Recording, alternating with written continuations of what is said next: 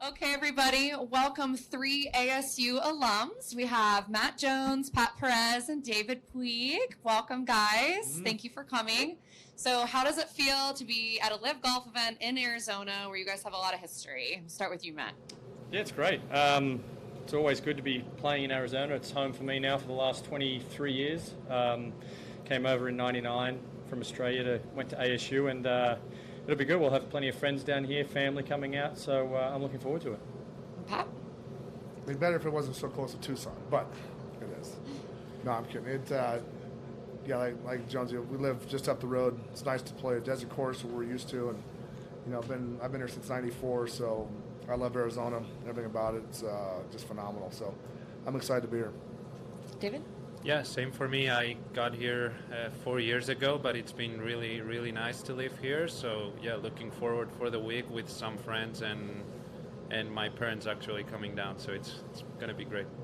So you turned pro last year on the LIV Golf League, and you were playing for ASU prior to that, correct? Yes. And you're living with 3 teammates from ASU golf team, correct? Yes. How is that this week? Are they coming out to support you and cheer you on? Do you have the ASU golf team coming out? Yes, I think all of them are coming on Sunday. They're actually playing in Tucson National, the NIT event, the U of A event on Friday, Saturday, but they're going to try to come out on Sunday and hopefully support me. That's awesome. Do you guys think that you guys have a little edge this week with the fans cheering for you? Your faces are all over the posters this week. Yeah, if they're U of A fans, they won't be cheering for us. You guys both have a lot of family in town this week, right? Yeah, they'll be on the weekend. Yeah. Yeah, I have family and friends coming down from Scottsdale on probably Friday, Saturday, and Sunday, so it should be good. That's great. Mike? So, Pat and Matt, you guys are playing together with Paul Casey. Do you think there'll be a lot of war stories told? War stories? No. No. There won't be any. No. I think It's too long ago. No, I think it'll be just good, humorous banter out in the golf course, making fun of each other probably when we hit a bad shot, if we do. Yeah. And Matt, how did an Aussie come to get to the desert? What was the connection there with ASU? It's a weird story. I was playing in an amateur event in Australia, and there was a coach from the University of Tennessee over there, and he saw me play, so he asked me to go there on a recruiting trip, and then when I was coming over for the recruiting trip, there was a friend of mine that was in a community college in Arizona. I think it's Scottsdale Community College, and he said, would you come to ASU to have a look at that as well? And that's how it all started. And then there used to be a Titleist rep that used to work for Titleist called Jim Ahern, and he saw me when I was playing in Australia, and he was looking after me with equipment and stuff back then. So he was good friends with Randy, who was the coach at ASU, and that's how it really all started. And David, Phil was in here yesterday, and he was telling us that he played with you about a month ago, and you made 11 birdies. Is Yes. that correct? Yes, What was that like? It was good. So my caddy is actually a member at the Grand in San Diego, and one of his friends is friends with Phil, so we got a group of 4, and yeah, we had a great round, and I mean I was the lowest one with 11 birdies, yeah, so it was pretty cool. When's the last time you had a round with 11 birdies? Probably that was the last round I had with 11 birdies, yeah. The only one. Yeah, I don't know if the only one, but the one for sure I remember, it was that one, yeah. Yeah. And Pat, Typical. Pat, so you come off your best finish and live off of Mayakoba.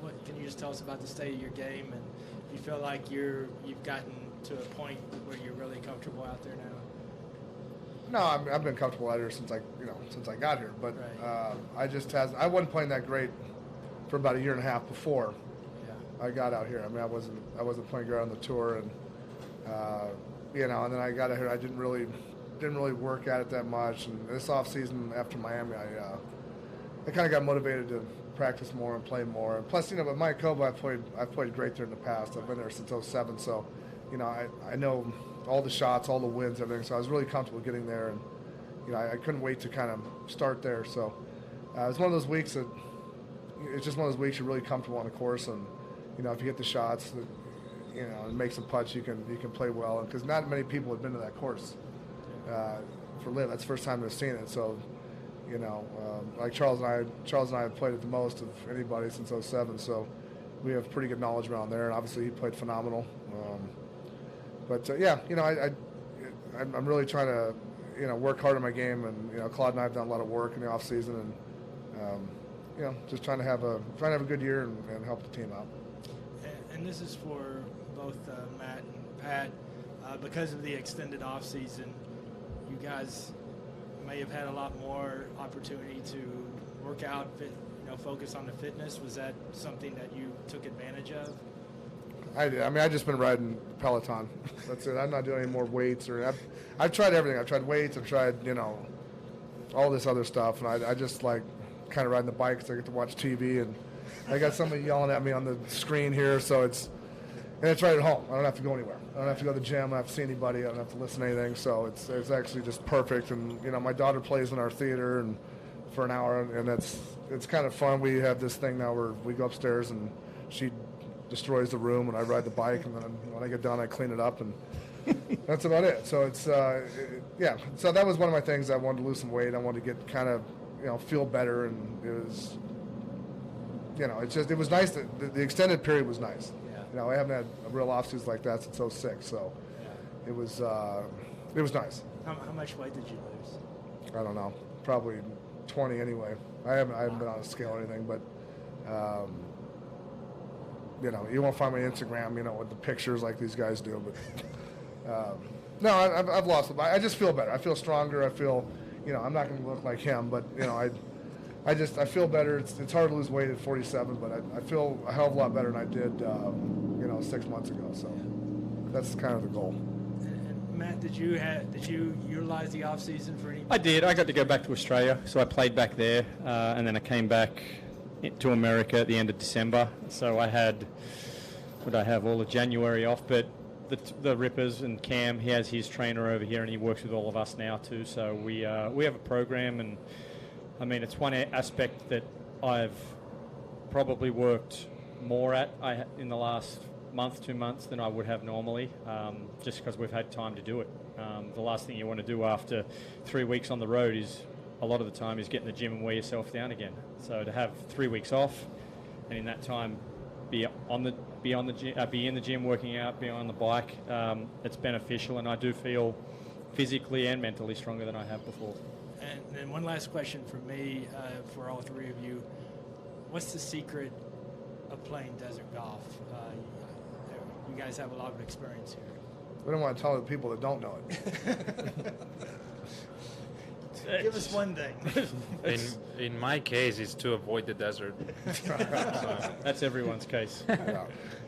You got to. It's different because you don't really have targets out there that you can find. So you got to get to really know the course. You know, it's hard only in a couple days here, but you know, picking a spot somewhere, it's different because the targets are more in the fairways. They're not really out like tree line courses. You can pick a tree or something like that. You might be able to find a bush, or if you're going into the mountain, you know, you can pick a side of the mountain to kind of shoot at. But desert golf is tricky because a lot of blind shots, especially off tees. You know, especially up in Scottsdale, a lot of the courses are kind of blind shots. You got to really know where you're going and kind of trust that, you know, that's the spot. And you know, the greens here are pretty firm and fast. So, and obviously chipping around here can get kind of tricky because the way the runoffs are. So, you really desert golf, you just got to be in the right spots. Matt, you got anything? Yeah, no, I mean, desert golf, the design is they try and trick you into seeing not much fairway there, but there is fairway there, but it looks like there's not much because all you'll see is the desert around it. But there's more room there than you think, but if you do hit a bad shot, it's pretty much unplayable. Yeah. I believe we have a journalist from ASU here. Aha. Hey guys, so David, these questions are for you, just two quick ones. So how does it feel like playing with work with the team and everything, and how does it, just your experience? So can you repeat that? Sorry. How does it feel like playing with work and everything, and how has your experience been? It's been great. I mean, we're a group of young guys, and you know, we all speak the same language, which is good. And yeah, I mean, Mayakoba was our first event, obviously, together, and they're very nice, and you know, very friendly. So we're having great times, especially in practice rounds and dinners. So yeah. Love those. Hey guys, Teddy Fenton, luckiest golfers on earth. ASU is known as a golf powerhouse. Obviously, you got 3 touring professionals and a bunch of other people that played for ASU, but it's also got a little bit of a reputation for being a party school. And There's a reason for that. Yeah, well, I want to know, like, I'm sure all 3 of you have amazing stories to tell about your time at ASU, but my question is, do you think that flavor, that festivitous nature is going to work its way to Tucson for this event and marry perfectly with what LIV Golf is, a very festive, new thing for the professional golf scene? What do you think? I hope they do. I hope they come down. I hope we get some, Scottsdale, Tempe, people that come down. It'd be fun. I don't know if they will or not, but it'd be nice to kind of rival some of the Wildcats. And then just a follow-up for you guys. Are you going to be watching the game tonight? Big game for your That's university. why I'm not going to the party until 7:30 because the game's at 6:10. I will be in the bar at the Ritz at 6:05.